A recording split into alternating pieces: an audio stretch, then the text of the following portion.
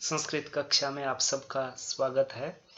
आज की संस्कृत कक्षा में हम पढ़ेंगे रुचिरा का पाठ 11 सावित्रीबाई फूले।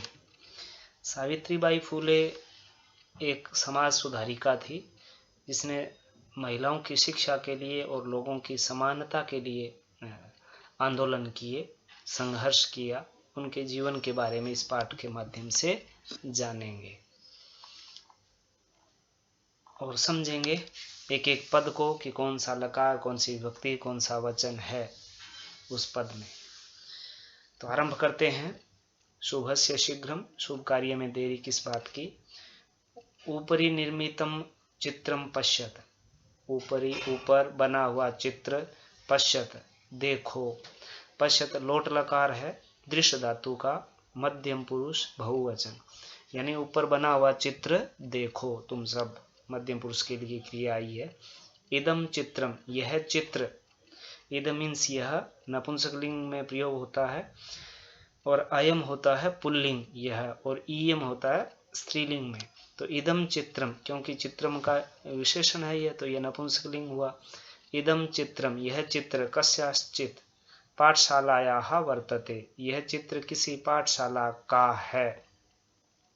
अब इसको देखने से जिस बच्चे को बालक का, लता का रूप याद है, वह समझ पाएगा कि पाठशालायाः षष्ठी एक वचन है। पंचमी एक वचन भी होती है, लेकिन यहाँ षष्ठी एक वचन के रूप में प्रयोग हुआ है इसका। वर्तते, वर्तते मीन्स है, लिख लेना चाहिए पेंसिल से बुक में। यह चित्र किसी पाठशाला का है, स्कूल का है। अब चित्र को देखिए ध्यान से, देखा ही होगा। ये बच्चियां पढ़ रही हैं, बोर्ड लगा हुआ है जिसपे स्वर लिखे हुए हैं। ये महिला जा रही है पढ़ाने, और रास्ते में कोई ये मिट्टी या कुछ फेंक रहा है, पत्थर, या ऊपर से ये महिला कोई पत्थर फेंक रहा है। तो ये चित्र है। तो इस चित्र के बारे में आगे कहते हैं, इयम सामान्य पाठशाला नास्ति, यह सामान्य पाठशाला नहीं है। अब देखिए इयम, यह स्त्रीलिंग के लिए आया क्योंकि पाठशाला स्त्रीलिंग है। सामान्य पाठशाला, पाठशाला विशेष्य है, विशेष्य सामान्य, तो यह भी स्त्रीलिंग हुआ क्योंकि विशेषण और विशेष्य में सेम लिंग विभक्ति वचन होता है। तो यह सामान्य पाठशाला नहीं है। इयम अस्ति महाराष्ट्रस्य प्रथमा कन्या पाठशाला, यह है महाराष्ट्र की पहली कन्या पाठशाला, यानी कि गर्ल्स स्कूल है महाराष्ट्र का पहला। यह महाराष्ट्र की पहली कन्या पाठशाला है। एका शिक्षिका, शिक्षिका का विशेषण है एका, तो स्त्रीलिंग एका शब्द का प्रयोग, संख्या का प्रयोग किया। आपको याद होगा कि 1 से 4 तक पुल्लिंग, स्त्रीलिंग, नपुंसकलिंग संख्याएं अलग अलग होती है। तो यहाँ शिक्षिका स्त्रीलिंग है, इसलिए एका, एक शिक्षिका गृहात। अब जिस बच्चे को बालक के रूप याद हैं तो वह समझ जाएगा कि यह पंचमी विभक्ति है। पंचमी किस अर्थ में होती है? कर्ता ने कर्म को करण से, संप्रदान के लिए, अपादान से अलग होने के अर्थ में। तो घर से, पुस्तकानी, पुस्तकें, आदाय चलती, लेकर चलती है। चलती लट लकार, आपको पट के रूप याद होंगे तो समझ पाएंगे आप। आदाय आपने लेप प्रत्यय पढ़ा होगा, कर के अर्थ में होता है, और धातु इसका य शेष रहता है, और जुड़ता कब है? जब धातु के साथ उपसर्ग लगा हो। तो यहाँ आ उपसर्ग है, दा धातु है, लेप प्रत्यय, तो अर्थ हो गया लेकर। दा मीन्स देना होता है, दा धातु का अर्थ देना होता है, लेकिन आ उपसर्ग लगा देंगे तो लेना अर्थ हो जाएगा। तो यहाँ लेप प्रत्यय लगा तो क्या अर्थ हुआ? लेकर चलती है। मार्गे सप्तमी विभक्ति, तो क्या अर्थ हुआ? मार्ग में। कश्चित कोई, तस्याः तत्का षष्ठी एक वचन, उसके ऊपर, धूलीन मिट्टी, कश्चित च और कोई, प्रस्तर खंडान पत्थर के टुकड़े, क्योंकि धूली और प्रस्तर खंडान कर्म है तो द्वितीय विभक्ति हुई। तो कोई उस पर मिट्टी और कोई उस पर प्रस्तर खंडान यानी पत्थर। क्षिपति फेंकता है, नई क्रिया है, क्षिप मीन्स फेंकना, तो फेंकता है। देखिए वो पढ़ाने जा रही है और उस पे लोग कोई पत्थर फेंकता है, कोई मिट्टी फेंक रहा है। परम स्वदृढ़ निश्चयात न विचलति, किंतु वह अपने दृढ़ निश्चय से विचलित नहीं होती है, उस हटती नहीं है उस अपने दृढ़ निश्चय से कि पढ़ाने जाना है। स्वविद्यालय कन्या भी सविनोदम आलपंती, सा अध्यापने संलग्ना भवती। स्वविद्यालय सप्तमी विभक्ति है, अपने विद्यालय में, कन्या भी कन्याओं से, आकारांत स्त्रीलिंग, तृतीया बहुवचन, कन्याओं से, लड़कियों से, बच्चियों से, सविनोदम हंसी खुशी के साथ, आलपंती बात करती हुई, सा वह अध्यापने पढ़ाने में, संलग्ना भवती लग जाती है। तस्याः स्वकीयम अध्ययनमपि सहैव प्रचलति। तस्याः हमने ऊपर भी पढ़ा उसका के की, तो उसका स्वकीय मीन्स अपना, अध्ययनम अपि अध्ययन भी, सहैव प्रचलति साथ में ही चलता है। सहैव में सह जमा एव दोनों ही अव्यय है और वृद्धि संधि हो गई, तो उसका अध्ययन भी साथ में चलता है। केयम महिला, का इयम गुण संधि, का मीन्स यह, ये मीन्स का मीन्स कौन, ये मीन्स यह महिला, यह महिला कौन है। अपि यूयम इमाम महिलाम जानीथ, अपि अगर पहले आ जाता है तो इसका अर्थ क्या के अर्थ में हो जाता है, यूयम तुम सब, इमाम महिलाम जानीथ इस महिला को जानते हो, क्या तुम सब इस महिला को जानते हो। इयमेव यह ही, इयम हमने पहले भी पढ़ा, यह स्त्रीलिंग, यह ही है महाराष्ट्र से प्रथमा महिला शिक्षिका सावित्रीबाई फूले नामधेया, यही महाराष्ट्र की पहली महिला शिक्षिका सावित्रीबाई फूले है। नामधेया मीन्स इस नाम वाली। तो ये सावित्रीबाई के जीवन पर आधारित चित्र था। वो विद्यालय पढ़ाने जा रही है, रास्ते में लोग उस पर कोई पत्थर फेंकता है, कोई मिट्टी डालता है, फिर भी वह अपने दृढ़ निश्चय से विचलित नहीं होती है, वह अपने दृढ़ निश्चय से हटती नहीं है, पढ़ाने जाना ही है। तो देखिए कि पढ़ने के लिए कितना, पढ़ने के अधिकार के लिए कितना संघर्ष करना पड़ा उन्हें, तो इसलिए हमें अवश्य पढ़ना चाहिए।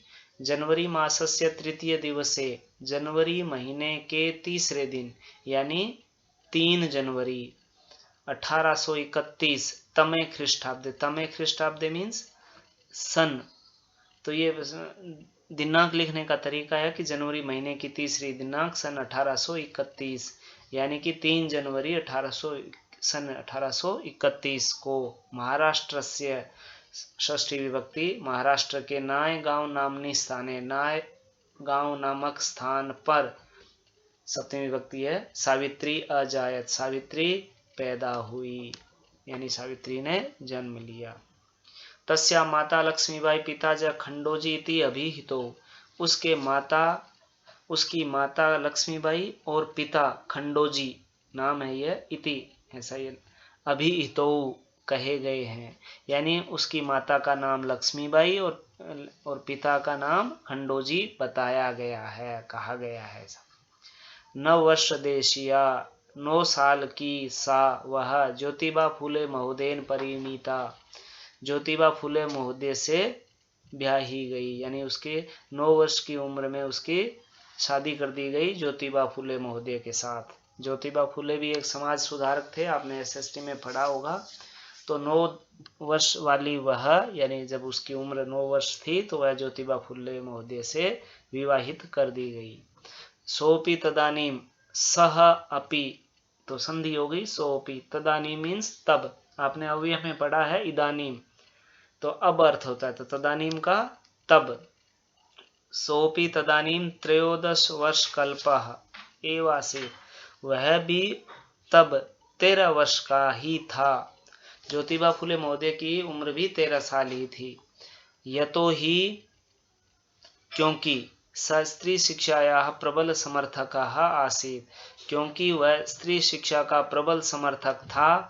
अतः सावित्र्याः मनसि स्थिता अध्ययन अभिलाषा उत्साहं प्राप्तवती, कम उम्र में शादी हो गई, लेकिन क्योंकि वह भी स्त्री शिक्षा का प्रबल समर्थक था, इसलिए सावित्री के मन में स्थित जो पढ़ने की अभिलाषा थी, पढ़ने की इच्छा थी, उत्साहं प्राप्तवती, उत्साह को प्राप्त हो गई, यानी बढ़ गई कि उसको ऐसा पति मिला है जो महिला शिक्षा का समर्थक है। इतः परम सा, इसके बाद सा उसने साग्रम आग्रह पूर्वक आंग्ल भाषाया भी अध्ययनम कृतवती, उसने आंग्ल मीन्स अंग्रेजी भाषा का भी अध्ययन किया, कृतवती मीन्स किया।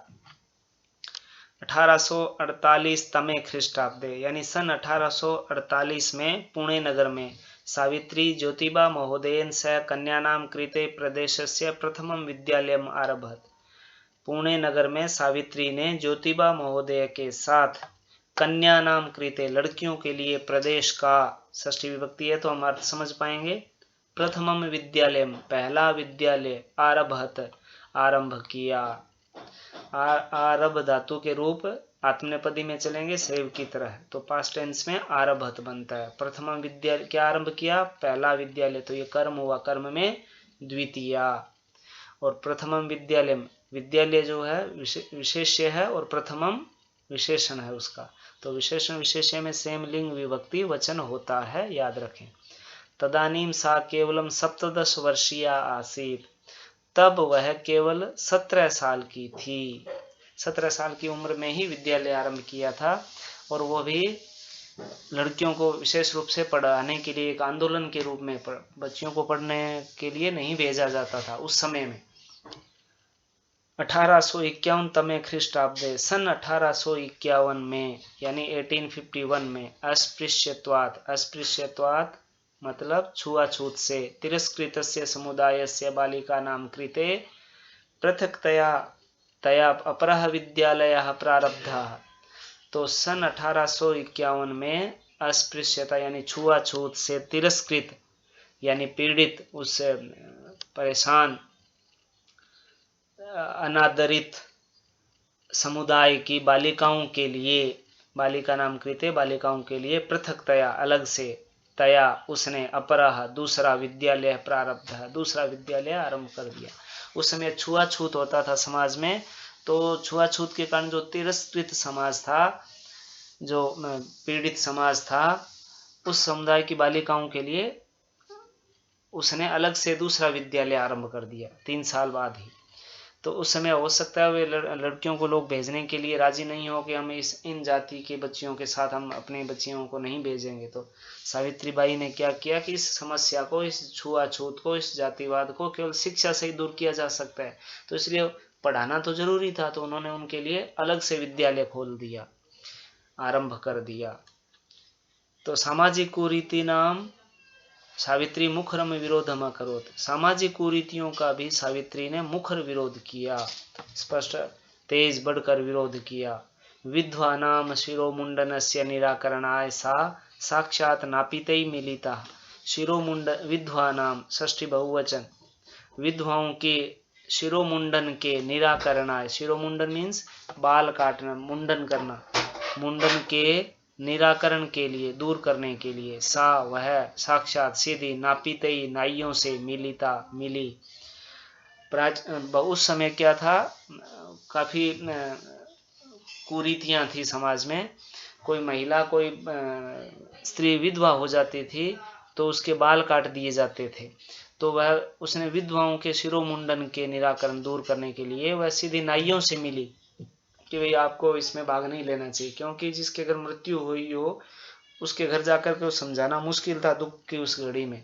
लेकिन उसने क्या तरीका अपनाया कि जो नाई जाकर के बाल काटते थे उन नाइयों से मिली, विधवाओं के शिरोमुंडन, बाल काटने के की परंपरा को दूर करने के लिए। तो फलतः, फलस्वरूप, केचन नापीता, कुछ नाई, अस्याम रूढ़ो, इस रूढ़ी में, इस परंपरा में, कुरीति में, सहभागिता में त्यजन, सहभागिता छोड़ दी, त्याग दी। त्यज धातु त्यजति त्यजते लट लकार में रूप चलते हैं, तो पास्ट टेंस में बना अत्यजन। इस रूढ़ी में कुछ फलस्वरूप कुछ नाइयों ने इस रूढ़ी में भाग लेना छोड़ दिया।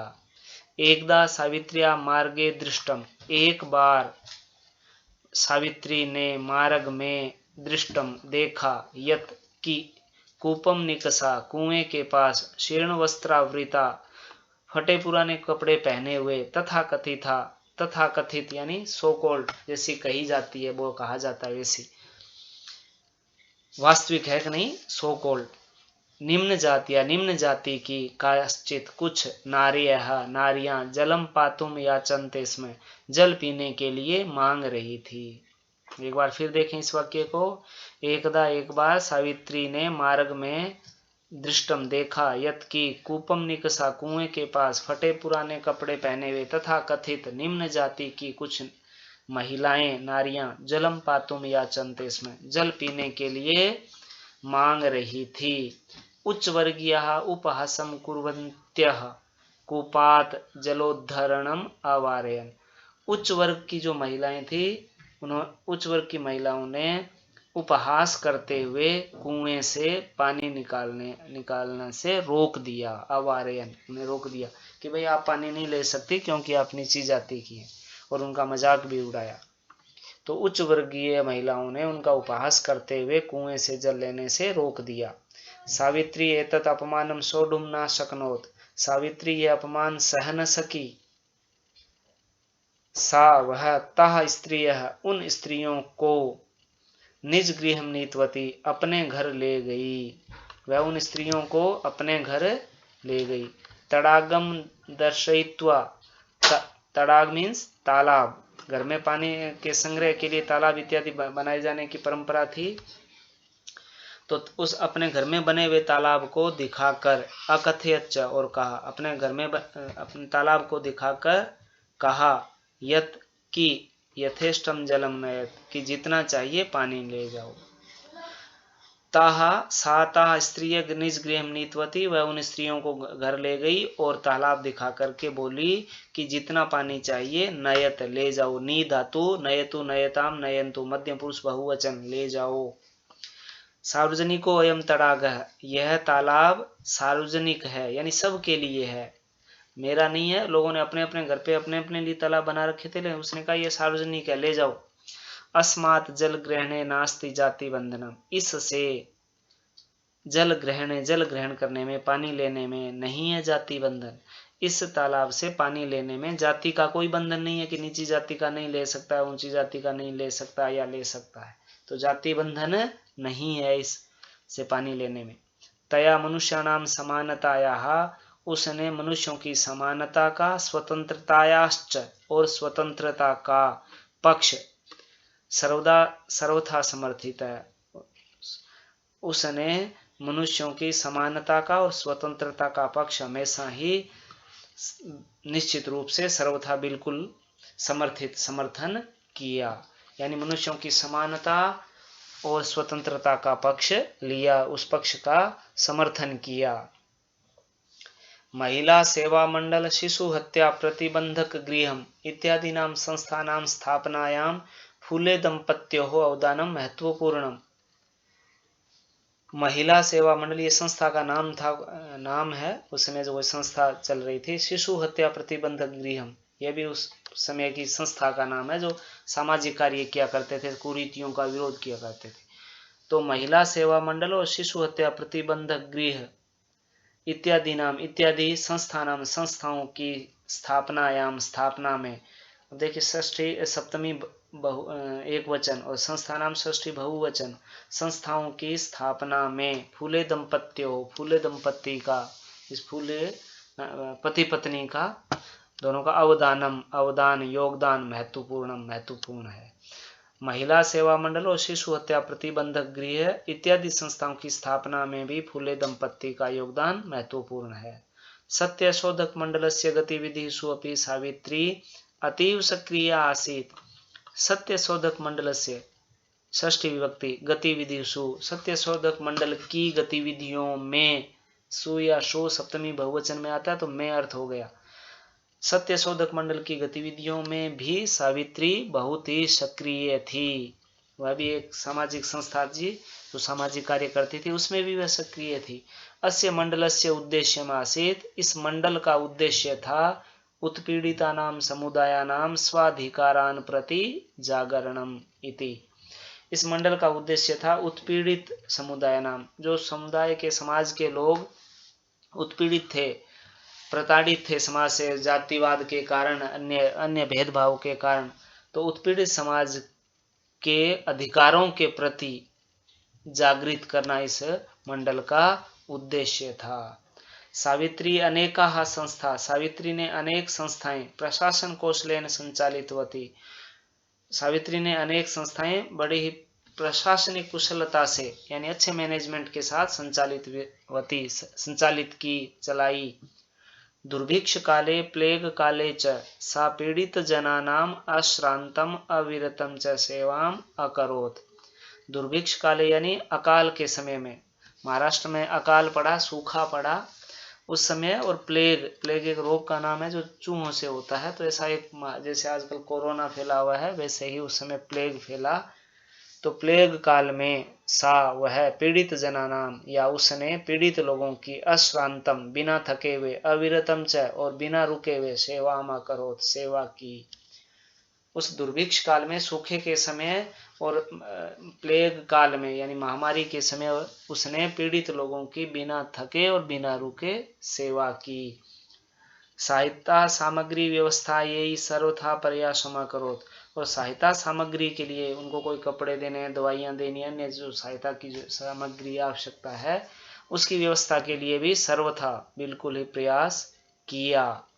महारोग प्रसार काले सेवारता सा स्वयं असाध्य रोगेण ग्रस्ता 1897 तमे ख्रीष्टाब्दे निधनम गता। यानी महारोग के प्रसार के काल में जब महामारी फैली हुई उस समय में सेवारता सेवा में लगी हुई वह स्वयं असाध्य रोगेण ग्रस्ता, एक असाध्य रोग से ग्रस्त हुई, यानी ऐसा रोग जिसका कोई इलाज नहीं था, उपचार नहीं था, ऐसा असाध्य रोग से ग्रस्त हुई। सन 1897 में निधनम गता, निधन को प्राप्त हो गई, मृत्यु को प्राप्त हो गई, यानी उनकी मृत्यु हो गई। साहित्य रचनाया अपि सावित्री महीयते, साहित्य रचना से भी सावित्री बढ़ चढ़कर है, यानी पुस्तकें लिखने में, लेखन कार्य में भी सावित्री बढ़ चढ़ करके है, आगे है, महत्वपूर्ण स्थान रखती है। तस्या काव्य संकलन द्वयम वर्तते, उसके 2 काव्य संकलन है, यानी 2 पुस्तकें हैं। काव्य फूले सुबोध रत्नाकर चेयति, चेयति च जमाइति, तो दोनों पुस्तकों के बीच में आ जाएगा। और काव्य फूले पुस्तक का नाम है, सुबोध रत्नाकर पुस्तक का नाम है। उसके 2 काव्य संकलन है, यानी 2 पुस्तकें हैं, काव्य फूले और सुबोध रत्नाकर, ये पुस्तकों के नाम है। भारत देशे महिलो उत्थानस्य गहनावबोधाय, भारत देश में महिलाओं के उत्थान का यानी विकास का, उनके उत्थान प्रगति का, विकास के गहना वो बोधाय, उसको गहराई से समझने के लिए सावित्री महोदया जीवन चरितम अवश्यम अध्येतव्यम। सावित्री महोदया का षष्ठी बहुवचन है, एक वचन है, तो सावित्री महोदया का जीवन चरित यानी उनका जीवन के बारे में अवश्य अध्येतव्यम, अवश्य पढ़ना चाहिए। भारत देश में महिलाओं के उत्थान की गहरी जानकारी के लिए सावित्री महोदया का जीवन चरित्र अवश्य पढ़ना चाहिए। यानी भारत में महिलाओं का विकास, उत्थान कैसे हुआ, ये पूछना हो, ये जानना हो, तो सावित्रीबाई महोदया का जीवन चरित्र अवश्य पढ़ना चाहिए, उनके जीवन के बारे में अवश्य पढ़ना चाहिए। तो इस पाठ को पढ़ें, समझ कर करें, अनुवाद लिखें, समझें। विभक्ति जो आपने रूप याद कर रखे हैं उन विभक्तियों को पहचाने, अवयवों को पहचाने, लकारों को पहचाने, कारकों को पहचाने, उसके आधार पर अर्थ करें, अर्थ को रटे नहीं। पढ़ने से पहले आप शब्दार्थ अवश्य पढ़ लें, तो आपको अनुवाद करने में आसानी रहे।